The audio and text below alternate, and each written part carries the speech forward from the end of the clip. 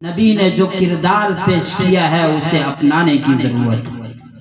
ہم نے بیان خوب سنا اور سنتے رہتے ہیں، سننا چاہیے، لیکن سننے سے زیادہ کہیں ضرورت ہے عمل کرنے۔ نبی نے اپنے اخلاق کو یوں ہی پیش نہیں کیا۔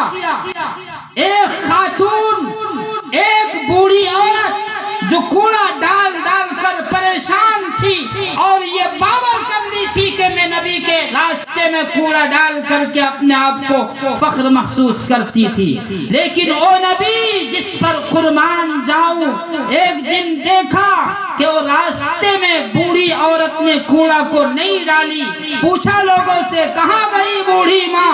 کہا تو بیمار پڑی ہوئی ہے، کہا چلو اس کے گھر پہ عیادت کرنے چلتے ہیں۔ دیکھا بوڑھی ماں سوئی ہوئی ہے۔ پوچھا بوڑھی ماں کیا تمہیں دوائی کی ضرورت ہے؟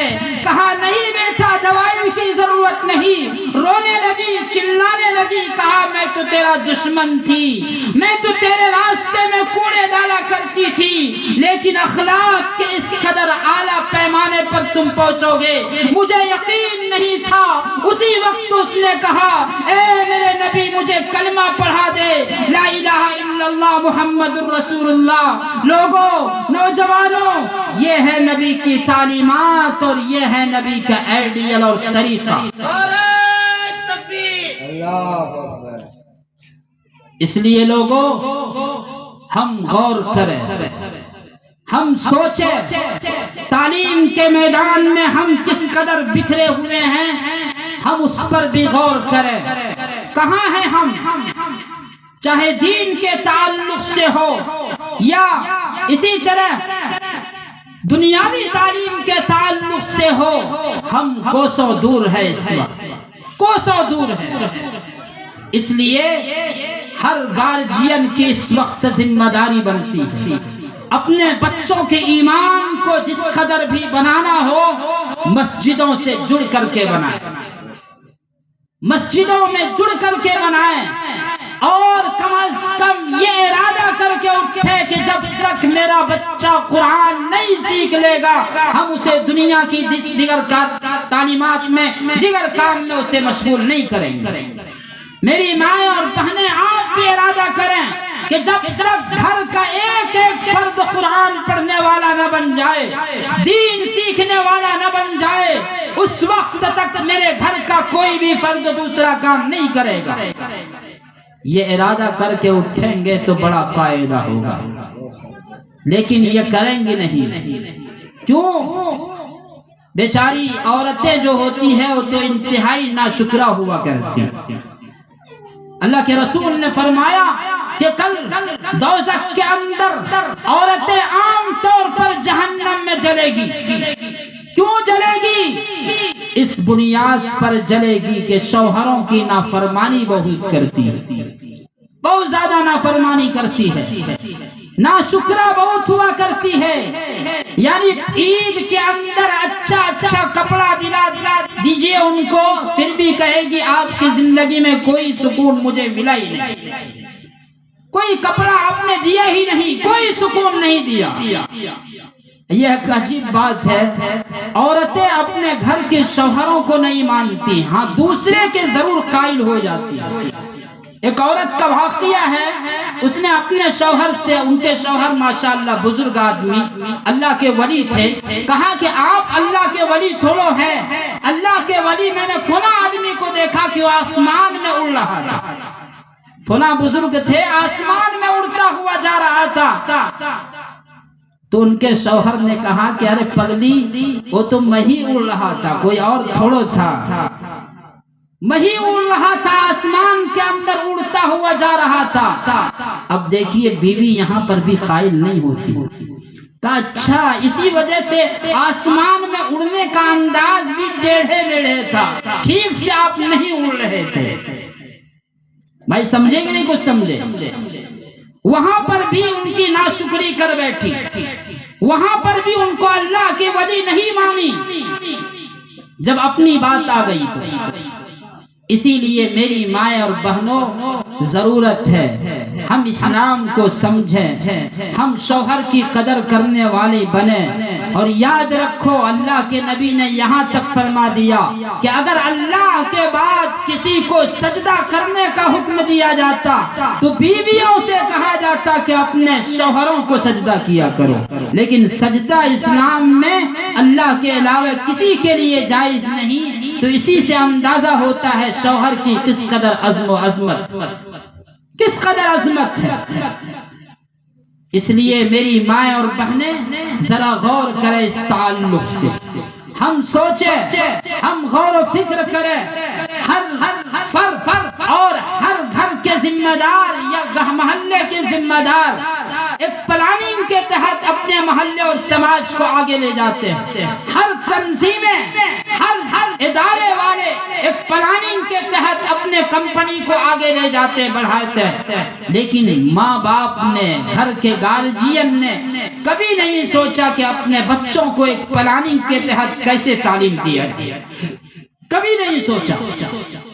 اگر ہم سوچے ہوئے ہوتے تو آج تعلیم کے اعتبار سے سب سے آگے ہم ہوتے، سب سے آگے ہوتے۔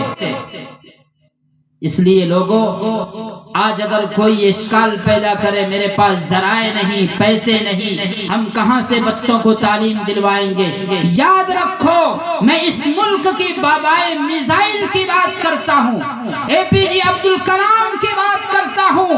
وہ کوئی اعلیٰ اور اچھے گھر کے تعلق رکھنے والے افراد نہیں تھے، فرد نہیں تھے، ایک غریب انسان کے باپ، والدین، ان کے والد محترم انتہائی غریب اور کوئی مال و دولت کے مالک نہیں تھے۔ تعلیم کے میدان میں جب آگے آئے اور اس قدر آگے بڑھے کہ ایک مرتبہ ایسا ہوا پڑھنے کے فیس ان کے پاس نہیں تھے، پڑھنے کے لیے پیسے نہیں تھے، فیس بھرنے کے لیے اسکول میں پیسے نہیں تھے، روپیے نہیں تھے۔ اپنی بہن سے التجا کی کہ او میری بہن، یاد رکھو تمہارے ہاتھ کے اندر، تمہارے ہاتھ کے اندر یہ جو ہاتھ میں پہنی ہوئی زیور ہے، اس زیور کو تم نکال کے دے دو تاکہ میں تعلیم حاصل کروں اور آگے بڑھ جاؤں۔ اس بہن کو بھی میں سلام کرتا ہوں۔ اس بہن نے اپنے ہاتھ سے زیورات کو نکالی، اپنے بھائی محترم کو دے دیا اور کہا یہ لے جاؤ، اگر تم پڑھ کر کے راشٹرپتی بن جاؤ گے، راشٹرپتی بن جاؤ گے، ہندوستان کے سب سے اعلیٰ ڈگری پر پہنچ کر کے اعلیٰ عہدہ حاصل کرو گے، تو میں ایک زیور کیا ہزاروں زیور میرے زندگی میں آ سکتی ہے۔ اور یہ کر کے دکھایا اس نے، سبحان اللہ، یہ کر کے دکھایا۔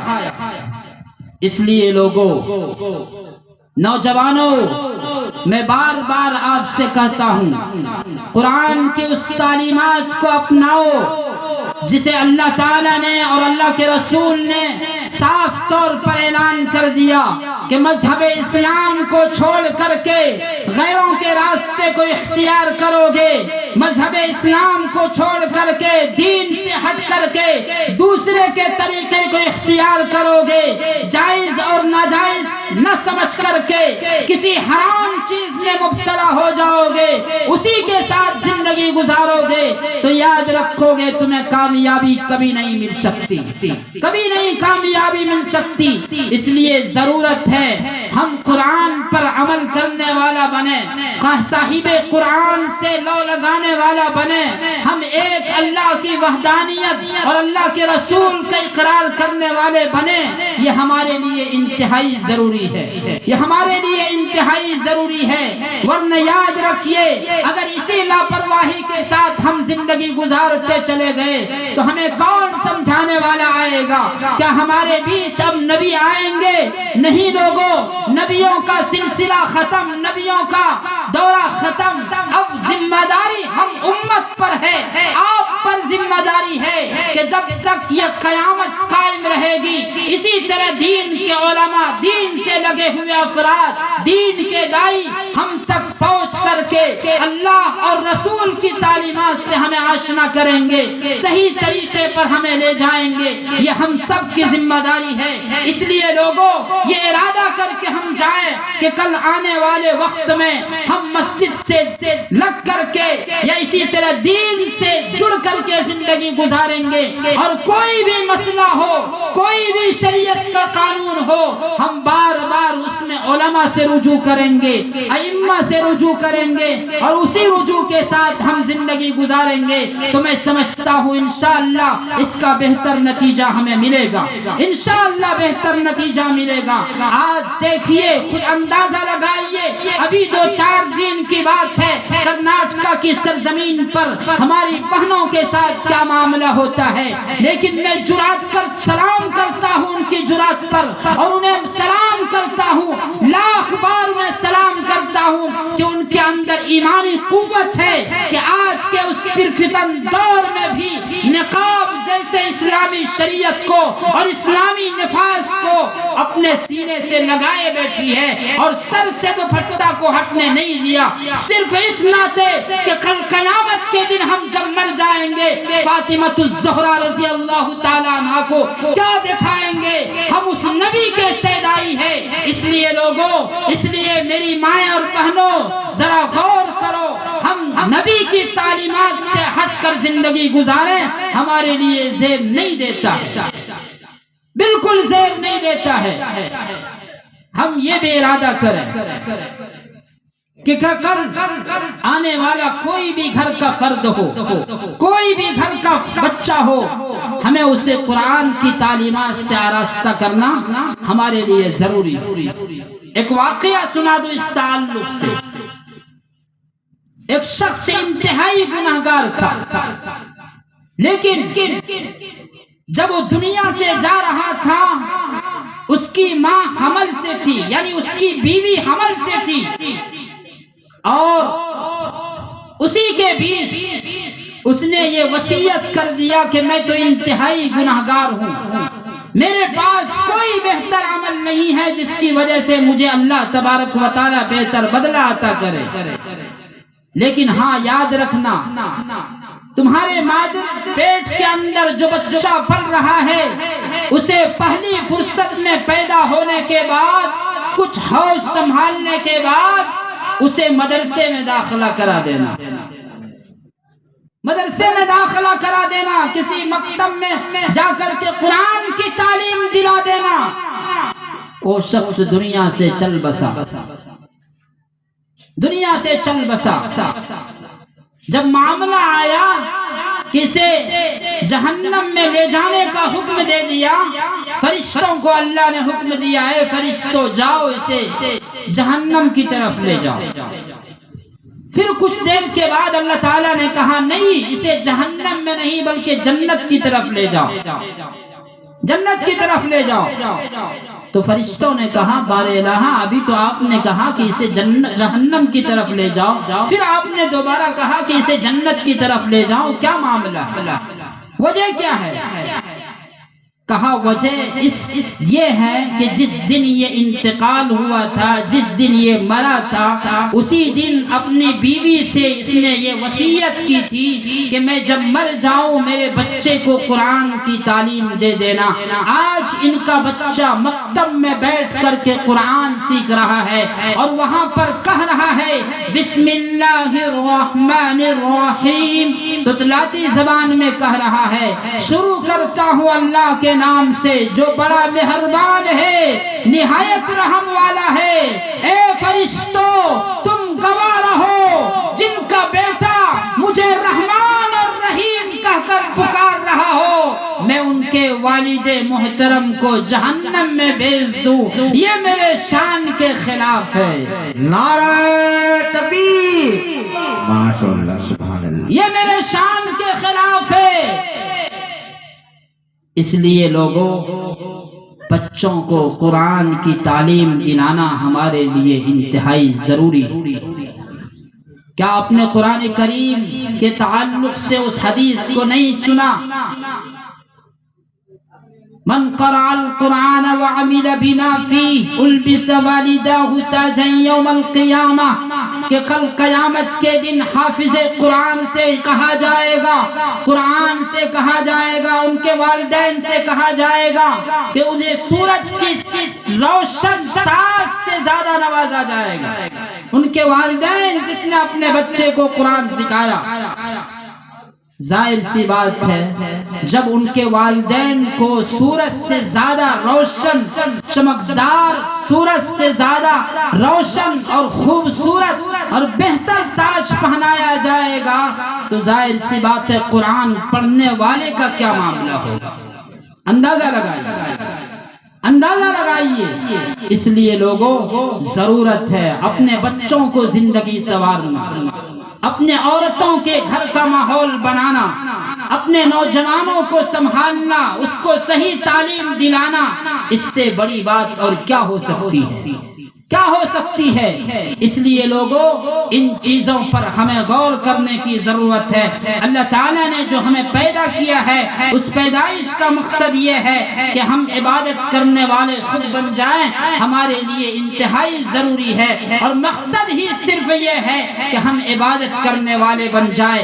عبادت کے بے شمار طریقے ہیں، لوگوں سے معاملہ کرنا ہے، لوگوں سے کس طرح سلام کرنا ہے، لوگوں سے کس طرح اخلاق پیش کرنا ہے۔ ایک اندازہ اس طرح لگائیے، نبی کی ایک بات کو آپ کو نے جو سنا اور جو سنتے رہتے ہیں اس کو اپنی زندگی میں لانے کی کوشش کیجیے، اپنی زندگی میں لانے کی کوشش کیجیے۔ لوگوں اگر اس طرح ہم عمل کرنے والے بن جائیں تو میں سمجھتا ہوں ہمارے لیے یہاں بیٹھنا، ہمارے لیے یہاں سننا دونوں فائدہ ہوگا، اور کل قیامت کے دن کم از کم ہم یہ کہہ سکے کہ ایک عالم دین کی بات کو سن کر کے، نبی کی کلمات کو سن کر کے، نبی کی تعلیمات سن کر کے ہم نے اپنی زندگی کو بنایا تھا۔ بار الہ میں آپ سے طلبگار ہوں، میں اس پر جو عمل کیا ہوں اس عمل کے بدلے میرا ٹھکانہ بہتر لگا دے، میرا ٹھکانہ بہتر لگا دے۔ یہ سوچ اور یہ فکر لے کر اٹھیں گے، میں سمجھتا ہوں ہمارے زندگی کے اندر انقلاب برپا ہوگا، ہمارے زندگی کے اندر انقلاب برپا ہوگا۔ لوگوں مقصد یہی ہے، یہ نہ سوچیں کہ ہماری آنکھ بند ہو جائے گی تو دنیا کی ساری چیزیں ہم سے ختم ہو جائے گی۔ یقیناً دنیا کی ساری چیزیں ختم ہو جائے گی، لیکن کل قیامت کے دن جو آخری دور ہے، آخری دنیا ہے جس کو روز محشر کہا جاتا ہے، وہاں پر ہم سے حساب و کتاب لیا جائے گا، پوچھا جائے گا ہم سے، نوجوانوں تمہیں ہم نے جوانی دی تھی، اس جوانی کو تم نے کہاں صرف کیا، کہاں ختم کیا، اس جوانی کو تم نے کہاں ختم کیا؟ اس لیے اس حساب و کتاب سے ہمیں ڈرنا ہے لوگوں، اس حساب و کتاب سے ہمیں غور و فکر کرنا ہے، اس تعلق سے ایک قدم ہم آگے اور پیچھے نہیں بڑھا سکتے جب تک اللہ تبارک و تعالی بہتر معاملہ میرے ساتھ نہ کر دے۔ اس لیے لوگوں ہمیں غور کریں، ہمیں محلے کے ماحول کو بدلنا ہے، معاشرے کے ماحول کو بدلنا ہے۔ ایک نوجوانوں کی ایک ٹیم ایسی تیار کرنی ہے کہ وہ نوجوان متحرک رہے، علماء سے جڑے رہے، دین کے تعلق سے جڑے رہے، اور سمجھے اور سمجھانے کی بات ہر جگہ ہو۔ کہیں اگر موبائل سے راتوں رات نوجوان اپنے وقت کو لگا رہے ہو تو اسے بھی ہمیں سمجھانے کی ضرورت ہے، اسے بھی بتانے کی ضرورت ہے۔ اگر جو والدین اپنے بیٹے کو خود آنکھوں سے دیکھ رہا ہے کہ میرا بیٹا دن رات موبائل کے چکر میں اپنی زندگی کو برباد کرتا ہے تو اس والدین کو کھڑا ہونا ضروری ہے۔ اس والدین سے اگر وہ بیٹا نہیں سنبھلتا ہے، محلے کے نوجوانوں سے، محلے کے معاشرے کے بڑے ذمہ دار سے یہ عرض کرنا ہے کہ میرا بیٹا میری بات کو نہیں مانتا ہے، چلو فریاد لے کر کے اسے سمجھایا جائے، اسے نبی کی تعلیمات سے آشنا کیا جائے، اسے نبی کے طریقے کو بتایا جائے۔ جب یہ ساری چیزیں بتائیں گے میں سمجھتا ہوں انشاءاللہ انقلاب آئے گا، انقلاب آئے گا، اور اس انقلاب کو لانا ہمارے لیے انتہائی ضروری ہے لوگوں۔ اس لیے میں بار بار عرض کرتا ہوں، اس بات کو عرض کر دینا ہمارے لیے انتہائی ضروری ہے، اور یاد رکھو نبی کی تعلیمات پر ہم عمل کرتے زندگی گزاریں گے تو اللہ تعالیٰ نے قرآن کریم کے اندر صاف طور پر اعلان کر دیا وَأَنْتُمُ الْأَعْلَوْنَ إِن كُنتُم مُؤْمِنِينَ کہ تم ہی سربلند رہو گے مگر شرط یہ ہے کہ تم پکے اور سچے مومن بن کر کے رہو، سچے اور پکے مومن بن کر کے رہو۔ اس لیے لوگوں یاد رکھو، ہم سچا اور پکا مسلمان بن کر کے زندگی گزاریں گے، دنیا والوں کے لیے ہم آئیڈیل بنیں گے تو دنیا والے بھی ہمیں کہیں گے یہ نبی کا شیدائی ہے، مسلمان ہے، صاحب ایمان ہے، یہ جھوٹ نہیں بول سکتا ہے۔ جب نبی کے ایک ادنا غلام کا یہ حال ہے تو اس کے جو سردار ہے آقا مدنی صلی اللہ علیہ وسلم، ان کا کیا بڑا مقام ہوگا۔ اس سے ایک روشنی پھیلے گی، سماج کے اندر بہتر اس کا نتیجہ نکلے گا۔ اور یاد رکھیے اس کا کتنا فائدہ ہوتا ہے، ایک اخلاق ہم نبی کا اگر ہم پیش کر دیں، اپنا مسلمان کردار اگر پیش کر دیں تو دنیا والوں کے سامنے اس کا کس قدر فائدہ ہوتا ہے۔ میں ایک واقعہ مختصر بتا دینا مناسب سمجھتا ہوں۔ مہاراشٹر کی سرزمین پر ایک نوجوان بس میں سفر کر رہا تھا، یہ سچا واقعہ ہے اور ایک صحیح واقعہ ہے، اس واقعے سے ہمیں عبرت حاصل کرنی چاہیے۔ بس میں ایک نوجوان سفر کر رہا تھا، اسی بس کے اندر ایک خاتون تھی جو حمل سے تھی اور ان کو ڈاکٹر کے پاس جانی تھی۔ اس نوجوان نے دیکھا کہ یہ خاتون ہے، میں خود سیٹ پر بیٹھا ہوا ہوں، یہ خاتون کھڑی ہو کر کے جا رہی ہے، میں مسلمان ہوں، میرا نام محمد ہے، عبداللہ ہے، عبد المطلب ہے، میرے لیے زیب نہیں دیتا ہے کہ یہ خاتون جو اس حال میں ہے کہ بچے کی ولادت کا مسئلہ ہے، ہاسپٹل جا رہی ہے، وہ نوجوان کو برداشت نہیں ہوا، ان کا دل گوارا نہیں کیا کہ یہ خاتون کھڑی ہو کر کے جائے، اس نے اپنے سیٹ کو چھوڑ دیا، اس خاتون سے کہا کہ آپ یہاں پر بیٹھ جائیں۔ اس کا اندازہ کتنا فائدہ ہوا، اس سے کیا سبق ملا، یاد رکھیے اس کو جو میں اصل بتانے جا رہا ہوں۔ وہ خاتون جب ہاسپٹل پہنچی، ہاسپٹل پہنچنے کے بعد اللہ نے اسے ایک لڑکا عطا کیا، اللہ نے اولاد دیا، ان کو لڑکا دیا، تو کہا کیا نام رکھا جائے، تو خاتون بضد ہو گئی کہ میں اس کا نام محمد رکھوں۔ ان کے شوہر نے کہا محمد کیوں، یہ تو مسلمان کا نام ہوتا ہے، ہم مسلمان نہیں ہیں، ہم تو غیر ہیں، اسلام سے کوسوں دور ہے، تم محمد نام رکھو گے، گاؤں اور محلے کے سماج کے لوگ کیا کہیں گے؟ کہا میں محمد اس لیے رکھ رہا ہوں، میں کل بس پر جو آ رہی تھی سفر کر کے، اسی مسلمان نے مجھے جگہ دی تھی بیٹھنے کے لیے کہ بیٹھو میری بہن، اس حال میں میں نے ان کے کردار کو دیکھ کر کے، میں ان کے اخلاق کو دیکھ کر کے اپنے بیٹے کا کوئی دوسرا رام اور رحیم نہیں رکھ سکتا، اپنے بیٹے کا نام محمد رکھنے کے لیے تیار۔ اس سے کتنا فائدہ ہوا، پورا خاندان اس سے متاثر ہو گیا، پورا علاقہ اس سے متاثر ہو گیا، اور بس پر جتنے افراد بیٹھے ہوئے تھے سب نے دیکھا کہ یہ مسلمان ہے، ایک غیر مسلم کو اس نے اپنی سیٹ پر جگہ دی، اس سے ظاہر سی بات ہے اخلاق جھلکتا ہے، بڑا پیغام جاتا ہے، بڑا میسج جاتا ہے لوگوں کے بیچ میں۔ اس لیے نوجوانوں، ہم اس ملک کے اندر رہتے ہیں، اگر ہمارے پڑوسی کوئی رام اور لکھن ہے تو اسے بھی اپنے کردار کے ذریعے اسے محبت کے ساتھ پیش آئیں گے۔ اگر ہمارے محلے کے اندر کسی غیر مسلم برادران وطن کا گھر ہے تو ان کو بھی اپنے ساتھ لے کر کے چلنے کی کوشش کرنا ہماری ذمہ داری ہے۔ یہ الگ بات ہے کہ اس وقت نفرت کی ہوا پھیلی ہوئی ہے، اس نفرت کی ہوا کو نہیں پھیلنے دینا، اپنے کردار کے ذریعے پیش کرنا ہے کہ لوگوں میرے نبی کا یہ طریقہ تھا، تم میرے برادران وطن ضرور ہو لیکن میرا سب سے پہلا پڑوسی ہو، میرا کردار پیش کرنا اور مسلمانوں کا اخلاق پیش کر دینا وہاں پر سب سے زیادہ مناسب عمل ہے۔ اس لیے لوگوں ہمیں غور و فکر کرنا، ہمیں ہمیں اس تعلق سے بھی سوچنا ہے. تو لوگوں میں نے 2-3 باتیں آپ کے سامنے کی, اسی کو اپنے ذہن میں بیٹھائیں اور کل سے ارادہ کریں انشاءاللہ ہم عمل کریں گے. ہاتھ اٹھا کر کے کہا انشاءاللہ عمل کریں گے.